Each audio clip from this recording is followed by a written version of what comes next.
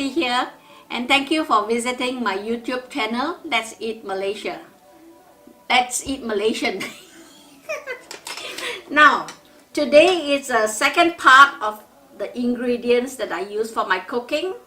Now, these ingredients that I'm going to show you is mainly for cooking spicy recipes like Indian, Malay, and some Nonya dishes. Now, here I have kaffir lime leaves. You can get them from the supermarkets and Asian grocery shops and even in the fresh markets. But I find that if you get them from Woolies or Coles, they're quite expensive. So, and they come in very small packets. Now what you can do, usually you can't use all of it at once. So to save your kaffir lime leaves, bundle them out in foil, wrap them up and stick them into your freezer. It will keep a long time. And usually I put them in, separate them in small little bundles so that each time I want to cook, I need only to take one small bundle. In this way, you don't spoil the rest of the leaves. Now they may not look as fresh, but they will still be good for your cooking. Now I have here pandan leaves, or what they call screw pine leaves. Fortunately for me, I have a plant at home that I grow. But you can get these from grocery shops, and they sell them in packets, and they don't cost very much. Maybe about $3 or $4 a packet of pandan leaves. Now, because for what I'm showing you here is that if you buy fresh ones and you want to keep, because they dry out very fast, you do the same. You fold them into cook size pieces, and you wrap them in foil and put them in the freezer. Now I have here lemongrass. Now what I've done is that this is again from my garden. Now you can sometimes get a small plant from Bunnings and grow them yourself. And these also, if you want to save them, you cut them into this length and also put everything in foil. Now next I have here curry leaves. Now they don't look very green because I've been freezing them in the fridge. Same, if you don't have a curry tree, which I have of course, you put them in like sprigs of 2 or 3, wrap them up in foil and stick them into the freezer. Because curry leaves are actually pretty hard to come by. And you don't want to waste anything. Never just leave them in the fridge. Because if you don't use them, it'll turn brown and wet and moldy. And you can't cook them. You can't use them once they're in that state. Okay? Now, I have here curry powder. This is fish curry powder, and I always recommend, if you like a fish curry, use Baba's curry powder. I have here also kurma curry, also from Baba's. Now this is a curry that is not hot at all, if you don't like hot curries. This is meat curry, and it's actually from Baba's again. Now I don't have the packet with me, but if you see the Baba's meat curry, it will have a picture of a curry with a chicken thigh on it. Now I noticed that Australians usually use curry powder like Clive of India, Keen's curry. They're not authentic curry at all. So I would recommend you try using Baba's curry powder. I have here also Baba's chili powder. When I came to Australia, the first kind of chili powder I used was a very hot chili powder that is not even red. It's like orangey red in color, but it's very hot. But it doesn't even taste like a chili, you know. So this Baba's curry powder, this is very, very good. And it may only cost about $3.50 a packet for a small packet. And but use this sparingly because it can be very hot. As I said, it's according to your taste. If you like very hot, put more. But start off with maybe 1 tablespoon first and try. Now this is fennel. Now I'll show you. These are fennel seeds. All right, these are fennel seeds. This is used very much in Indian cooking, but you can get them nowadays in powder form. Mustard seeds. These are black mustard seeds that I use.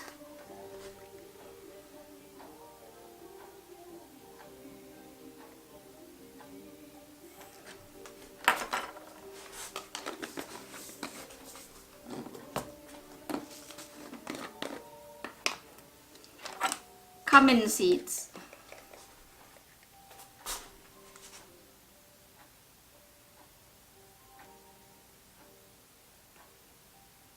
Again, cumin seeds, you can get them in powder form.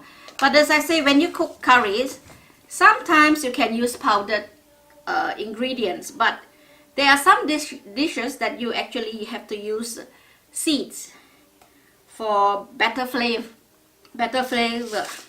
I have here coriander seeds. Now I've roasted these up, but usually you only roast them when you want to cook a dish. But I've pre-roasted these ones to keep them longer.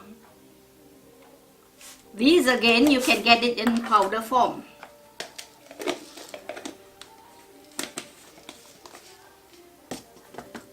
These are what they call kalonji, which is actually Nigella seeds. I don't use a lot of it in cooking. It depends on different recipes. So this is actually what I call onion seeds or kalonji.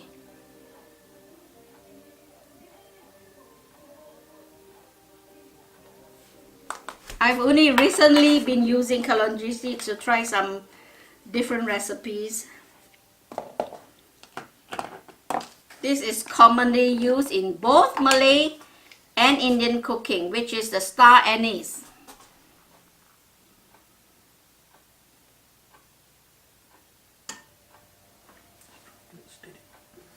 These are cinnamon sticks. You can get cinnamon stick powder, cinnamon powder, and you also can get star anise powder. I have here galangal powder. Okay. Now if you want it fresh, you can get actually the fresh galangal root. Now this is garam masala. Now if you're a first timer in cooking curries and you go to the Indian shops to get your ingredients, I would suggest that you go small. That means get the smallest packet that you can get.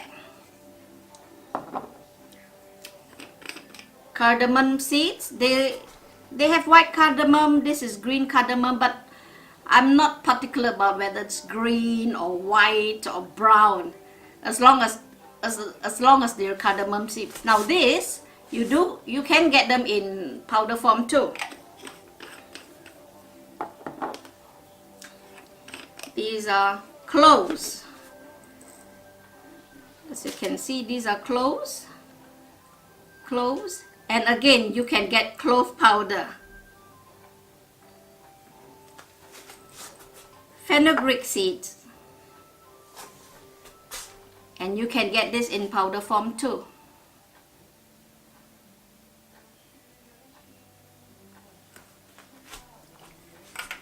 Next we come to the different types of shrimp ingredient.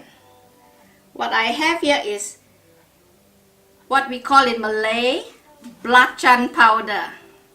This is good for all our sambals. Now, Malays in Malaysia, they usually use very fresh ingredients, like in their curries, they always use fresh chilies. Whereas the Indians, they usually use powders like chili powder, turmeric powder, all kinds of powders. But Malays prefer fresh ingredients.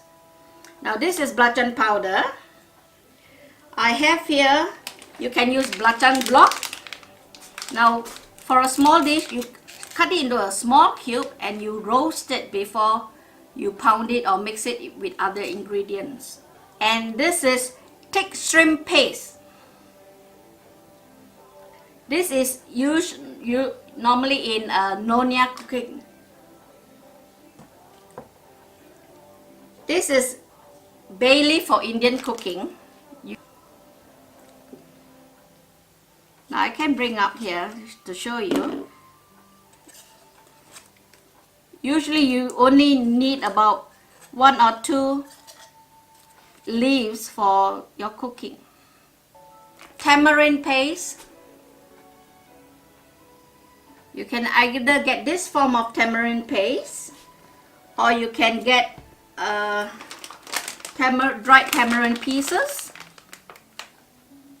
And there's another type which is a tamarind paste with seeds. Now in most Indian and Malay cooking, they use candle nuts, but I've substituted that with cashew nuts. So if you do cashew nuts, you get the unsalted ones. Some of the type of noodles that I use in my cooking for Chinese or Vietnamese cooking, Thai cooking, this is what I call, we in Cantonese we call it yi mi. This is pre-fried noodles. Now usually when you do this dish, you have to make a sauce first and then you just dump this noodle in to get it nice and soggy before you eat it.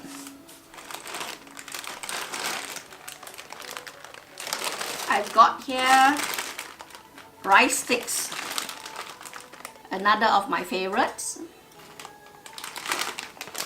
Rice vermicelli.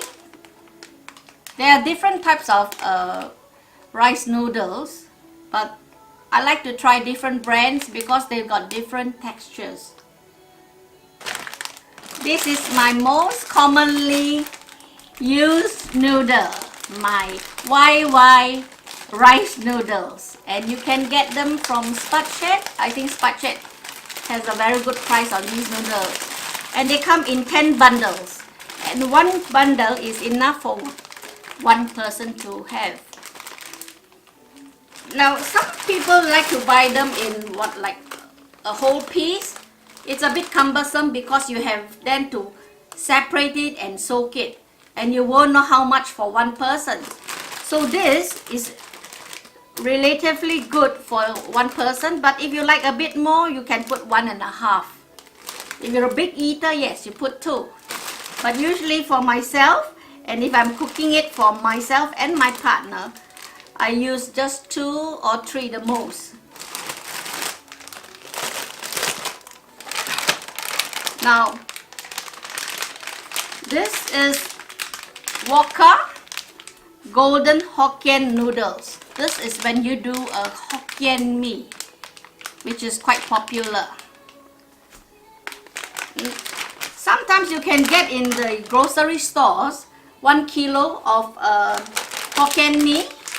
Now if they look dry, usually we boil them in a bit of hot water, strain it to get them a bit soft and supple, then only we start doing the ingredients.